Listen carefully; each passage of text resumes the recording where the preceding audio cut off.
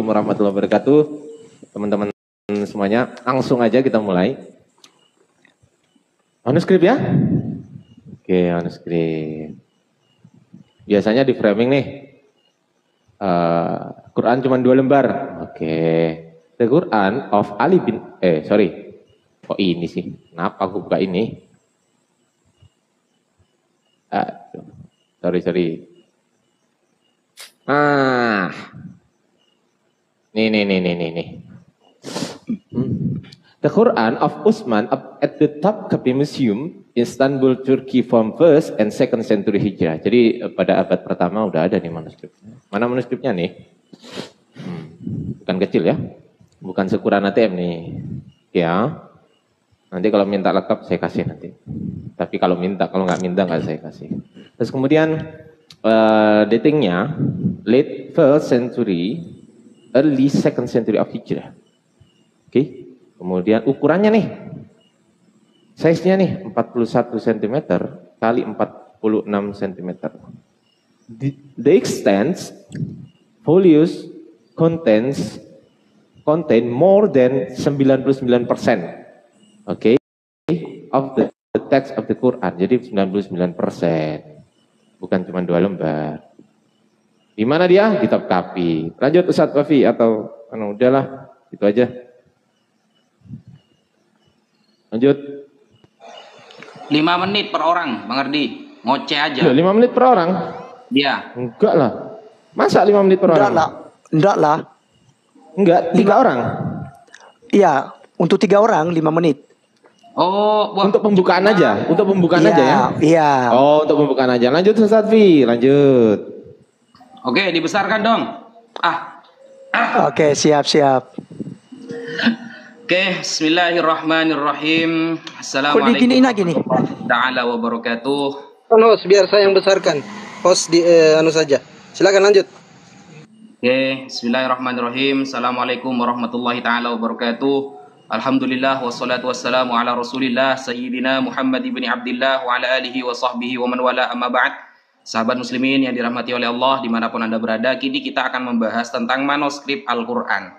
Ya, manuskrip Al-Quran tentunya dari zaman Rasulullah SAW sampai zaman 2024, teman-teman. Di sini sangat bagus untuk dikaji karena kini saya punya referensi kitab ya. Ini referensi kitabnya mengenai tentang manuskrip Al-Quran, baik dari sanad ya, baik dari sanad ataupun dari matan. Nanti akan kita bahas tuntas di sini dari Intiza'u Utsman radhiyallahu an indal masahif. Percekcokan di zaman Sayyidina Utsman tentang beberapa mushaf, kemudian maka taba Utsman radhiyallahu an minal masahif, dan Al-Quran yang ditulis, beberapa mushaf yang ditulis oleh Sayyidina Utsman lalu nanti dikirim ke beberapa negara. Semuanya kita akan bahas di sini. Ini namanya kitab ya, mungkin teman-teman Kristen mau beli kitabnya. Ini namanya kitab Al-Masahif. Bentar. Ya. Ini kitab namanya Al-Masahif yang ditulis oleh Abi Bakar Abdullah bin Sulaiman bin Al-Ash'ath As-Sajistani Al-Hambali, yang beliau hidup di tahun 200 sampai 300-an. Berarti sekitar 2 sampai 3 abad setelah wafatnya Rasulullah sallallahu alaihi wasallam. Ya, untuk pembukaan kita kasih tahu kitab aja dulu lah. Ya, kita kasih tahu referensi kita. Ini hanya satu referensi dari beberapa referensi, teman-teman ya. Jadi nanti kita akan mengkaji ini secara dalam. Kalau pertanyaannya dalam, kalau cuma pertanyaannya kulit-kulit saja, ya kita akan menjawab seperlunya. Sekian, lanjut Mas Kores.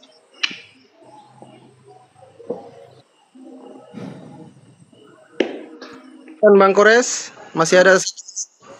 Mantap, thank you. Alhamdulillah.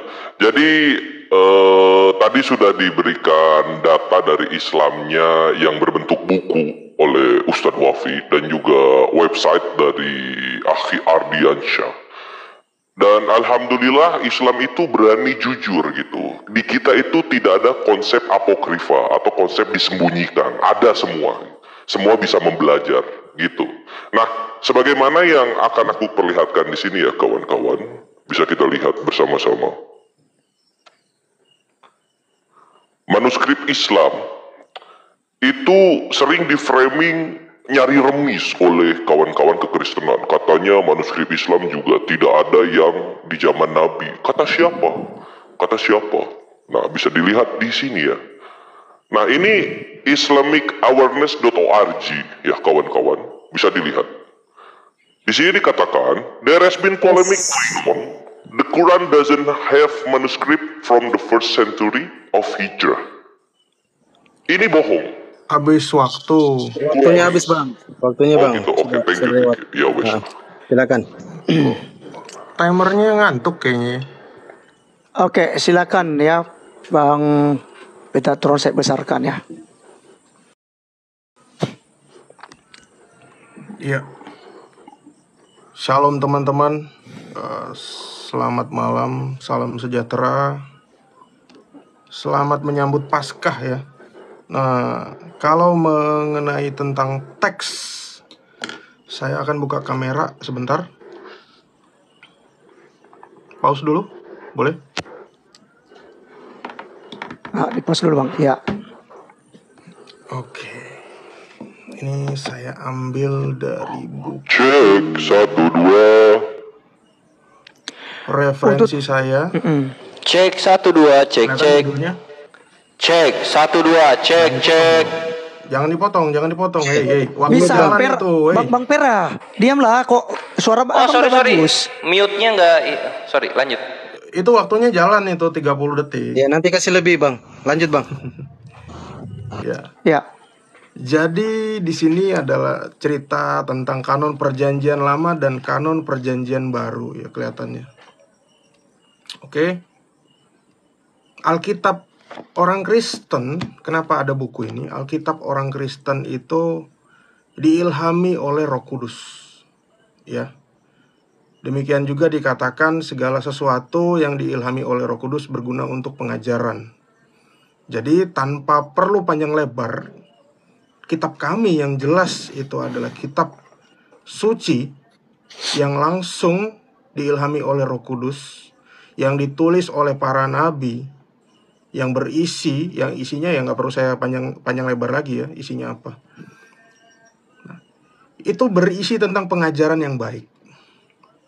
Nah, pada malam hari ini topiknya sangat amat baik ya, karena apabila kitab kita di-compare dengan kitab suci yang lain, maka mesti ada pengajaran yang baik. Pertama kita mesti lihat dulu, kalau kita punya Alkitab tapi isinya tidak baik, buat apa kita bahas tentang teks? Sementara teks-teks tersebut yang pengajarannya menurut saya kurang baik, itu dibakar. Nah, kitab suci perjanjian lama orang Kristen itu disebut sebagai, ada di halaman, bentar ya, di pause dulu, pause.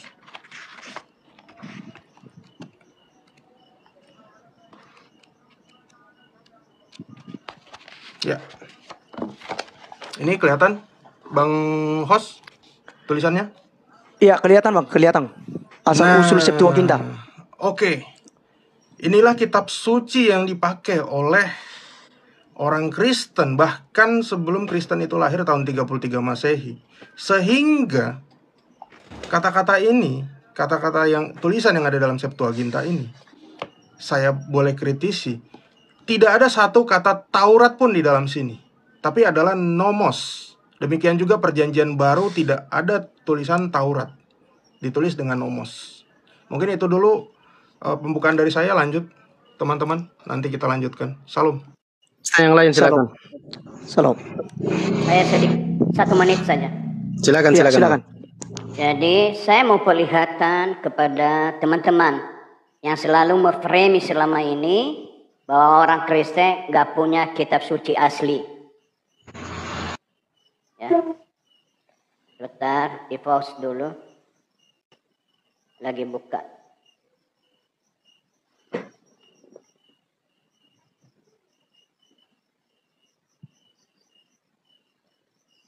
Oh, sorry.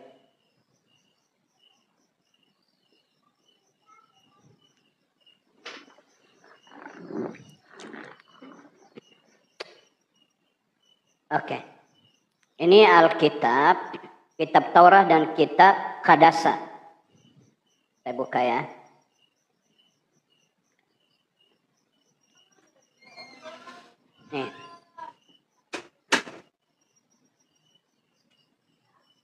mulai dari Torah, Bereshit, Shemot, dan seterusnya. Ini kitab Kejadian dalam bahasa Ibrani. Kemudian saya perlihatkan kepada saudara-saudara bahwa Alkitab Perjanjian Baru yang tertulis dalam bahasa Ibrani. Ini dia. Ya, Habrit Hadasa. Mulai dari kitab Matai. Ini saudara-saudara. Jadi kami punya Alkitab asli yang selama ini dikatakan palsu, tidak punya kitab asli. Itu saja yang saya perlihatkan kepada saudara-saudara supaya semakin cerdas. Tuhan Yesus memberkati. Oke. Mau ditambahkan lagi mungkin masih ada beberapa detik. Di pause dulu dong. Ya, Tadi ya. kan kamu udah korupsi Sudah, saya sudah 30 pause, saya detik. sudah pause. Tenang. Ya. Silakan Bang. Oke. Sebenarnya bicara ini kan panjang ya. Jadi kalau kita mau belajar Alkitab, bagaimana Alkitab ditulis, itu ada penjelasan bahan yang digunakan, bentuk kitab kuno, jenis-jenis tulisan, bagaimana Alkitab itu pembagiannya, kemudian arti kata kanon, mengapa memiliki kanon, kanon Kristen Perjanjian Baru bagaimana, kanon Perjanjian Lama bagaimana, itu bisa dibahas. Semua materinya ada di sini. Baru bagaimana penanggalan 4 Injil dan kisah para rasul itu juga semua ada. Bisa di jejak sejarahnya ada ya. Baru bagaimana tes bibliografi untuk keandalan Perjanjian Baru, jumlah manuskrip Perjanjian Baru dan kedekatan dengan aslinya. Semua bisa dibahas. Yang berikut menghitung penanggalan naskah-naskah Perjanjian Awal Baru, baru pengesahan naskah Perjanjian Baru dan Perjanjian Lama, memvisualisasikan jumlah naskah Alkitab, perbandingan dengan naskah salinan sastra klasik terpilih yang masih ada. Mohon maaf, kemudian sudah habis, sudah naskah-naskah masih lewat. semua ada bisa Bang RBN. ya. Ini Sudah, saya semua sudah kasih cuman lewat 30 waktunya detik. nggak bisa ini, harus detail ini. Oke. Oke. Ya, enggak apa-apa. Pak Erben enggak apa-apa. Nanti kan ini hanya pembukaan saja. Jadi kita masuk saat ini tuh untuk bertanya. Ya kan Bang Fandi ya? Ya, benar, boleh. Ya, jadi buat teman-teman kita santai ya teman-teman ya. Jadi buat teman-teman yang di live chat jangan lupa di tap-tap layar ya. Buat teman-teman juga yang sedang berbicara jangan lupa di support ya. Supaya lebih semangat ya untuk ini ya beredukasi soal kitab suci. Terlebih ini dasar kita ya. Karena kita bicara tentang manuskrip ya, sumber-sumber aslinya. Oke ya, yang original teksnya dari mana begitu kira-kira ya seperti itu teman-teman. Baik, mungkin saat ini kita persilakan atau mungkin dari Kristen ya yang akan bertanya ya, Bang Fadi ya. Silakan. Oh, Islam loh. Islam Dulu boleh. dong. Oh tadi yang pertama, oh betul ya, betul. Tadi Islam yang Islam, benar. Islam, Kristen kan gitu. Oke. Baik, silakan. Gedein saya host. Oke. Bang Ardiansa. Oke. Lega rasanya bisa ketemu Pokoknya Metatron. Bang Fandi Lega timer saja ya. Biar saya yang kelola ininya. Oke. Teman-teman, tolong di record. Ini dipakai timer aja ini Bang Laskar ya. Ya. Iya, timer dong. Enggak, kalau untuk bertanya sih saya pikir kan tidak panjang. Nanti di situ pakai timernya kita pakai kita sepakat dulu untuk menjelaskan kira-kira 10 menit boleh enggak? Oh, gitu. Untuk menjelaskan kan pasti panjang, Pak. Oh, gitu. Kalau bertanya itu kan 1 menit cukup. Siap. 10 menit boleh. Ya, Lanjut. Oke. Sip, jangan kasih timer dulu biar dia bertanya. Oke, kita cek sekarang di sini di kodek. Oke. Kita akan membuka di sini kodek sinaiticus.org ya. Kita baca di sini. Mark chapter 1 verse 1. Kita baca di sini. Arche to evangelio iso Kristo. Selesai. Sampai sini doang. Iso Kristo, oke? Markus 1 ayat 1. Kita cek sekarang di Kodeks Vatikanus. Vatikanus, kita cek. Arche to evangelio iso Kristo huio to teo. Loh. Kok tambah panjang sih? Gimana ini ceritanya? Pertanyaan saya adalah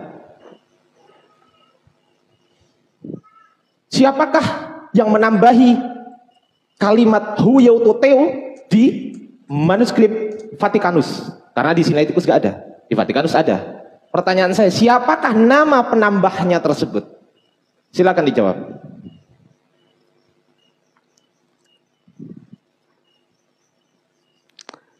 Oke, terima kasih buat pertanyaannya. Jadi ini siapa yang menambahkan apa tadi?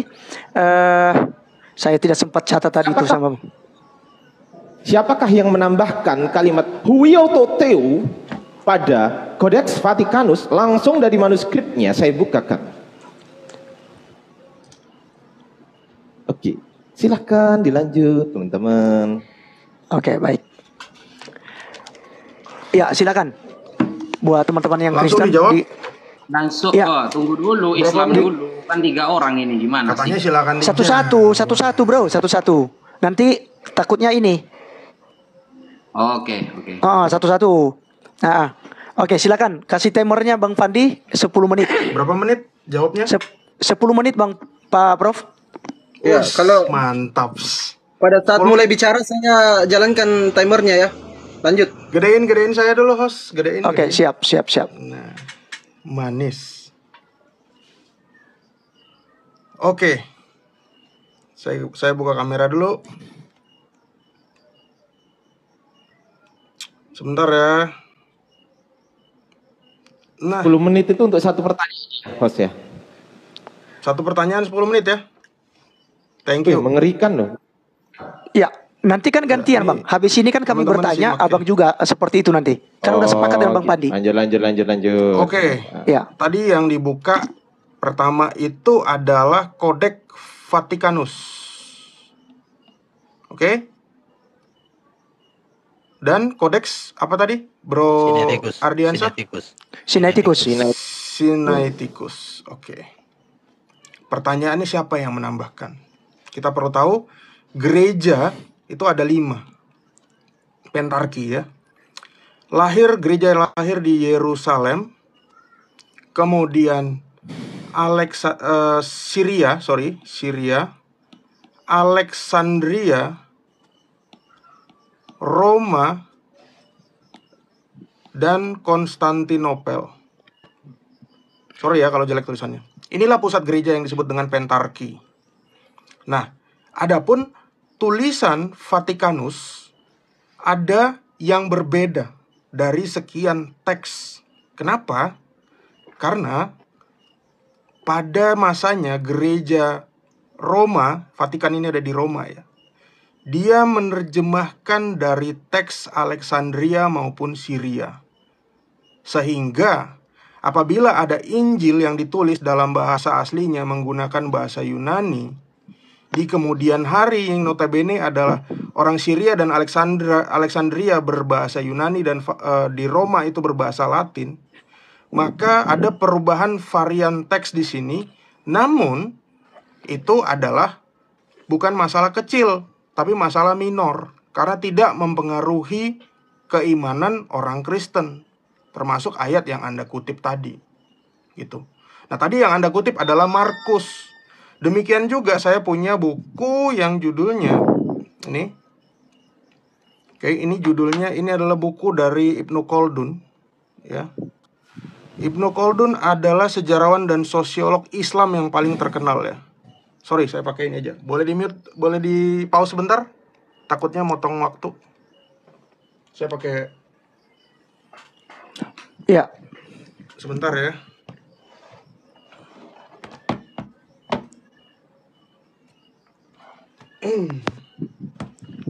Bentar ya kawan-kawan. Biar datanya bisa saya tunjukkan.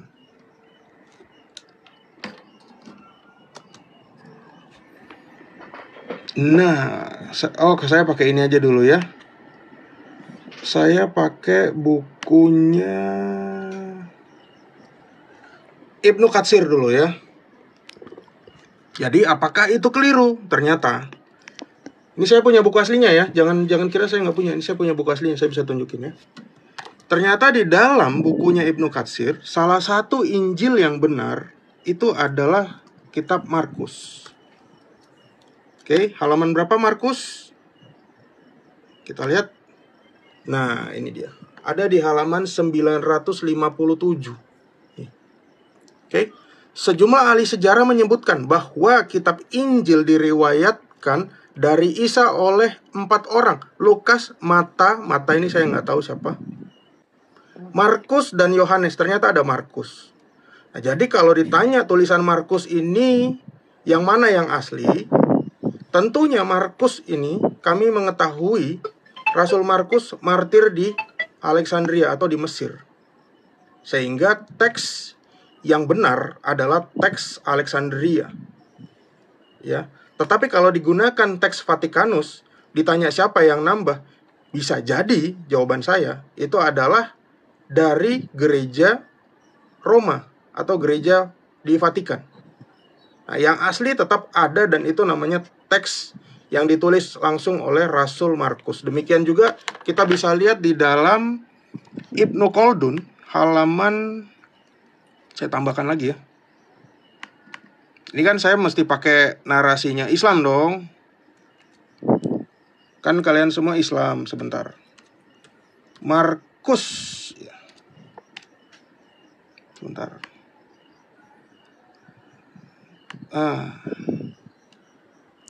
Oke. Ternyata ini ada Markus juga. 4 Injil menurut Ibnu Khaldun, ulama ahli tafsir, ahli hadis, dan hafidz Quran.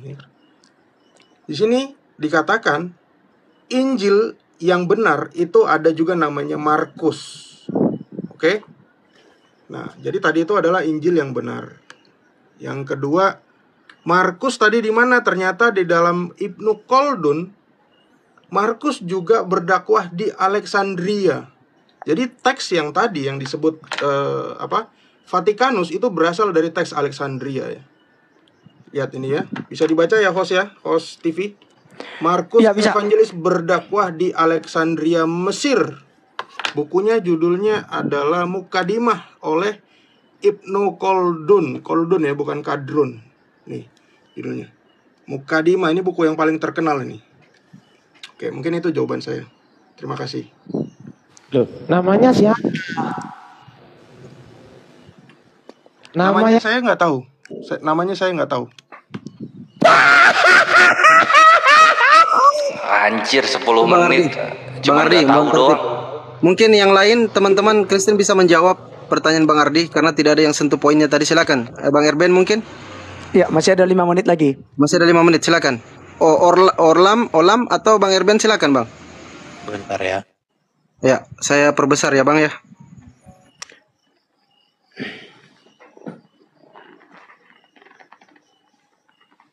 Saya baru baca tadi siang, tapi saya lupa di halaman berapa ya. Sebentar.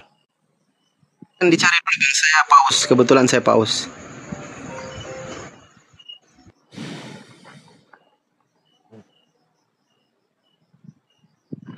Teman-teman di bawah sambil tap-tap layar ya, sembari Bang Erben mencari datanya.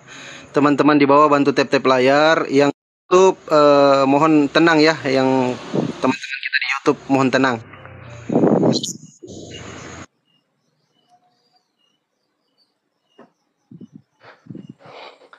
Ini untuk moderator mungkin kalau ujung-ujungnya nggak tahu nggak usah 10 menit, 10 detik. Ya. Apa Kores, nggak apa-apa, kita ini aja. Nanti kan yang nilai viewers yang nilai. Ya, ada di YouTube, ada di TikTok. Ya, artinya kita jangan memaksakan kehendak teman-teman. Kita kan edukasi betul. Intinya kita diskusi baik saja. Jadi begitu. kita dengarkan jawabannya dulu. Kan kita kan nggak pernah ke gereja. Anggaplah ini sebuah gereja gitu. Lanjut.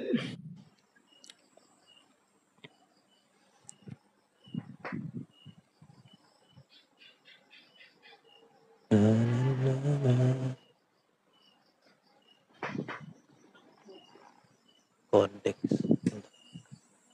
Kalau misalkan pas ya bilang aja pas, nanti dijadikan PR Bang Erben ya. Oke, nanti mungkin di termin kedua kita jawab. Sekarang bertanya dulu, Bro apa? Oh, masih ada waktu kan? Masih ada waktu. Lanjutkan sampai dulu, 10 menit kan? Mungkin Pak Prof lanjutkan aja Bro. Lanjutkan Bro. Iya. Saya lagi Pak Prof mau menjawab mungkin. Iya. Pak Orlam masih betul. Bagaimana Pak Orlam? Ya. Ada? Mau ditambahin? Oke, saya mau tambahin. Oke, siap. Saya besarkan. Saya membuka di Wikipedia, ya. Ternyata Vatikanus itu adalah dimiliki. Ini kan punya mereka. Nanti dinilai. Oh, ya udah lanjut. Biarin aja. Ini kan punya kalian, ya kan? Itu diduga Kardinal Basarion adalah pemilik dari Vatikanus. Itu kira-kira. Oke, aku tambahin ya. Oke, silakan Pak Prof. Teman-teman mungkin akan ngelihat tadi lucu Pak waktu saya bilang tidak tahu. Karena di dalam teks yang dipakai sama orang Kristen itu tidak berpatokan kepada Vatikanus. Jadi masalah itu hanya data penambah, bukan teks utama gitu. Tadi saya bilang. Sehingga kalau teman-teman tertawa tadi, ya karena kalian tidak mengerti tentang teks. Bukan hanya tidak mengerti, bisa jadi mungkin yang diutus kepada kalian untuk membawa kitab itu juga tidak bisa baca teks atau tidak pernah membaca teks. Nah, jadi kalau ditanya tentang Sinaiticus tadi ada perbedaan, itu tidak mempengaruhi. Bahkan kitab suci yang kami pakai ini dikanonkan, itu menggunakan dari Alexandrius. Seperti saya bilang tadi. Jadi kalau itu ada varian pun, kalian mau menunjukkan perbedaannya, itu tidak mempengaruhi keimanan Kristen sesuai dengan statement tadi saya waktu pembukaan. Gitu. Kira-kira nangkap ya Bang Erben ya? Saya nanggap. Iya. Gimana udah? Mungkin host, silakan ada yang nambahkan lagi? Ya, Bang Olam mungkin mau menambahkan, silakan Bang Olam. Sudah cukup. Oke, berarti sudah cukup, tidak apa-apa. 6 menit saja. Berarti 6 menit ya, tidak masalah. Oke, baik. Ini kita akan bertanya balik ya supaya langsung imbang, Bang ya. Iya, Metatron bertanya, Bro. Iya, Pak Prof, silakan. Duluan aja Bang Erben. Aku dari tadi sudah banyak. Ya, Bang Erben atau Bang Olam atau Bang Metatron, silakan. Pak Olam mau tanya? Boleh. Silakan. Jadi tadi teman-teman menunjukkan tentang manuskrip. Tapi saya bingung. Manuskrip yang mana? Berapa halaman, berapa lembar? Lalu di dalam kitab suci Al-Quran, saudara kenal dan mengimani juga ada kitab Taurat, Zabur, dan Injil. Tolong tunjukkan kepada saya manuskripnya. Kitab Taurat, Injil, dan Zabur yang ada di dalam Al-Quran. Yang dimaksud Quran. Ya, yang dimasukkan oleh Quran. Demikian.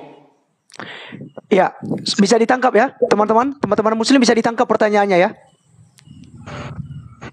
Bisa. Oke, thank you. Ustaz Naja. Ustaz Naja mau menjawab. Mas Kores sama Mas Ardiansyah gimana? Bang Kores. Saya kan sudah tadi. Lanjut. Oh iya, Bang Najwa mungkin. Nanti setelah menjelaskan Bang Najwa bisa bertanya kembali ya. Silakan. Dibesarkan dong. Mana sih? Ya, Bang Naja ya. Oh oke, sudah. Siap. Apa dulu Ustadku? Ustadz gantengnya. Lanjut. Jadi bismillahirrahmanirrahim. Ada pertanyaan dari Mas Aur Olam bahwa dia minta manuskrip Taurat dan Injil. Minta manuskrip Taurat dan Injil yang disebutkan oleh Al-Quran. Jadi sebenarnya kan begini. Ini kan temanya itu antara Al-Quran dengan Bible. Kok malah minta manuskrip yang lain gitu loh. Jadi tema itu kita tentukan untuk kita kaji antara Bible dengan Al-Quran, bukan malah bertanya manuskrip Taurat dan Injil. Gitu loh. Karena kalau kita memahami Taurat dan Injil yang disebutkan oleh Al-Quran, contoh di dalam surah Ali Imran dikatakan, wa yu'allimuhumul kitaba wal hikmata wat taurata wal injil.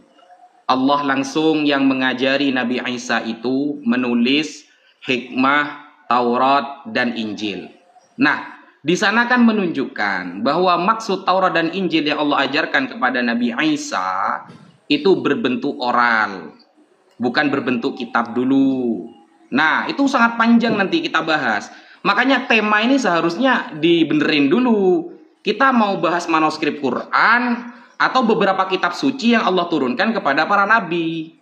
Biar kita gak bingung, karena kita persiapan menampakkan manuskrip Al-Qur'an. Dan dari tadi saya lihat Mas Olam ya, Profesor Agak Gabrul sama Mas Erben itu kan tidak menunjukkan sama sekali manuskripnya. Ini apa ini, kata saya. Saya kira sudah keren ya, mau menerangkan dengan papan tulis itu sudah keren lah gitulah. Tetapi ternyata gak ada sama sekali datanya. Jadi temanya ini mohon host ya diluruskan, temanya manuskrip Al-Qur'an, bukan Taurat dan Injil. Injil, kata Injil pun nanti kita akan berbeda pendapat. Kata Injil diserap dari kata an-najlu. Nah, masdarnya an-najlu yang artinya istikhlasu syai' ya, istikhlasu syai'. Jadi menyuling kemurnian sesuatu, yaitu dari Taurat, bukan Evangelion, bukan seperti itu. Itu kita harus mengkaji dari istilah dulu, kita berbeda, pemahaman tentang Taurat Injil kita nanti berbeda, begitu panjang itu nanti. Makanya kan tema di sini kan tema mengenai manuskrip Al-Qur'an. Saya kira Mas Olam bisa memahami tema ini. Jangan bertanya yang lain dulu. Nanti bisa lah kita kaji ya Taurat dan Injil, versi Al-Qur'an dan Bible. Bisa kita kaji. Seperti itu ya kira-kira. Saya males mau menjawab kalau di luar tema. Karena yang saya bawa kitab-kitab para ulama dari abad 2, 3 setelah wafatnya Rasulullah, abad Hijriyah ya, bukan Masehi. Itu saya sudah persiapkan. Bukan malah bahas Taurat dan Injil gitu loh. Monggo Mas Kores ditambahi, itu kan ada 10 menit itu. Lanjut Mas. Ini kayak apa ya? Ini sama aja kayak begini ya kawan-kawan. Muslim bertanya kepada kawan-kawan Kristen, tolong tunjukkan manuskrip orang Majusi, karena ada orang Majusi di kitab Matius. Kalian jawabnya gimana? Ya enggak? Kayak gitu. Jadi apa ya? Sangatlah tidak penting sekali untuk menanyakan sesuatu yang bukan di dalam keimanan kami gitu soal manuskripnya. Nanti kalau manuskrip Majusi mana? Gitu kawan-kawan. Semoga pintar ya ke depannya ya. Nah ini sekarang karena ada 10 menit, aku mau bahas dulu soal kitab yang out of topic yang dibawakan oleh Mas Edwin ya. Mas Edwin ini artis loh. Aku tersipu sekali loh dialog sama Mas Edwin sekarang. Ini Mas Edwin mungkin bisa dilihat ke layar Mas Edwin mengenai apa yang ada di dalam kitab Ibnu Katsir mengenai kisah para nabi dan juga soal Ibnu Khaldun ya, Ibnu Khaldun. Jadi bisa kita lihat di sini kawan-kawan, kalau misalnya kita bawa data dari pihak yang bukan keimanan kita, harus diimani semuanya gitu. Perhatikan di sini. Aku akan bawa yang pertama Ibnu Katsir mengenai kisah para nabi. Ini bagian ininya kenapa nggak dibaca gitu? Ini dari Ibnu Jarir ya. Jadi Edwin yang ortodok ini mempunyai pedoman iman dari Ibnu Jarir yang meriwayatkan bahwa Isa alaihissalam sebelum dia diangkat ke langit, dia berpesan kepada para pengikut setianya agar mereka berdakwah kepada manusia untuk beribadah semata-mata kepada Allah, bukan kepada Yesus. Bagus itu, mantap. Nah terus ini poin yang keduanya. Sedangkan kitab Injil sendiri diriwayatkan oleh 4 orang, yaitu Lukas, Mata, Markus, dan Yohana gitu. Jadi kalau ada yang nama selain ini, itu adalah palsu itu. Ya gitu ya, palsu itu. Injil-Injil tersebut satu sama lain terdapat perbedaan yang banyak. Nah itu nggak dibaca ini bagian ininya. Banyak penambahan dan pengurangan antara satu sama lain. Alhamdulillah Mas Edwin mengimani banyak penambahan dan pengurangan antara satu sama lain. Bagus itu. Ini Ibnu Katsir ya. Dan apa yang tertulis di Ibnu Katsir diimani oleh Edwin. Semoga kawan-kawan Kristen yang ada di bawah juga mengimani mengenai penambahan dan pengurangan di dalam kitab suci kalian. Mantap. Selamat datang di kebenaran. Belum beres, masih ada Ibnu Khaldun kita. Kita ke Ibnu Khaldun sekarang. Ibnu Khaldun ada di sini. Nah, ini ya, ini Ibnu Khaldun. Nah, ini Ibnu Khaldun ya, bukan Ibnu Kadrun ya, Mas Edwin ya, bukan Ibnu Kadrun ya. Ini Ibnu Khaldun. Ah ya. Di halaman 415 tadi ya. Mantap. Nah, di